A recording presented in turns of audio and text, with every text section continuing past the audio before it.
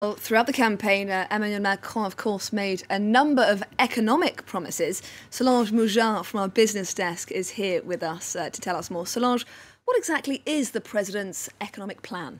Well, actually, to best understand what Emmanuel Macron plans to do, we first have to take a look at the challenges that the French economy is facing and is going to face. The first headwind is inflation.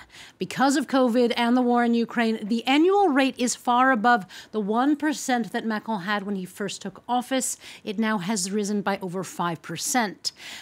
This is based on last month's figures. Now, that's less than many other European countries, but households are feeling it nonetheless, especially when it comes to energy, which has risen significantly higher with a nearly 29% cost increase. And the French are worried about this. Polls have shown that between energy at 65% and inflation at 55%, such issues are at the forefront of their minds.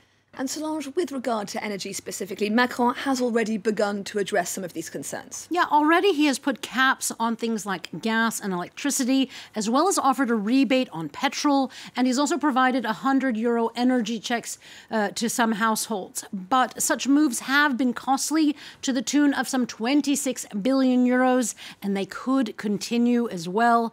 But to treat the larger issues of climate change, of Russian dependence, France and Europe will have to be less dependent on Russian gas and on fossil fuels. And to get there, Macron has promised to build 6 new nuclear reactors that would cost some €50 billion, and the reactors wouldn't be ready until around 2037. That's long after Macron's presidency. He's also promised to multiply by 10 solar energy and build 50 wind farms at sea. This is all part of a vow to make the environmental transition a central element to his next term. But such moves will require major long-term investments.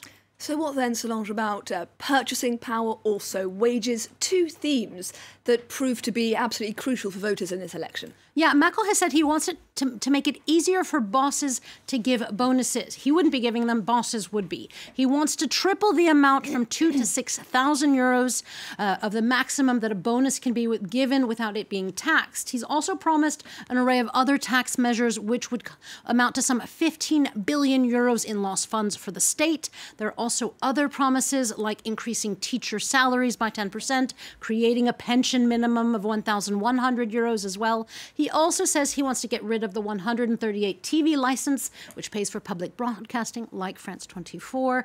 He also wants to reduce inheritance tax rules. And a final major proposal is to reform France's unemployment benefits, the whole system. As Macron says, he plans to get France to full employment, the level of full employment, or move employment from its current 7.4 level down to 5%.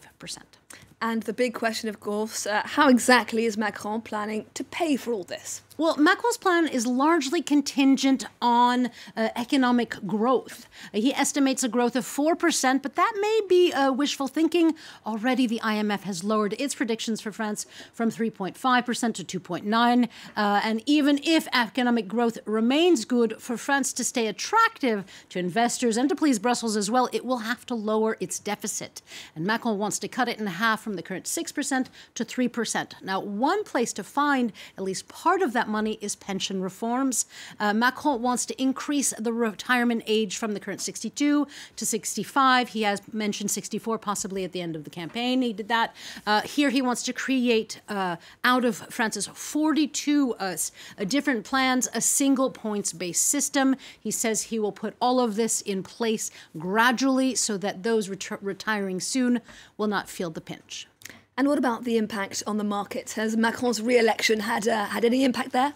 Well, there was a brief bump with the euro against the dollar right after the news was announced, but it was short-lived. As we can see, the euro is now down again.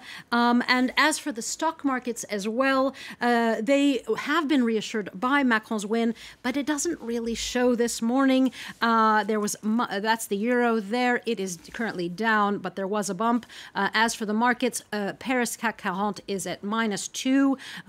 Such dips come after Asian stocks had their worst day in a month, so it shows that such economic realities are trumping Macron's win.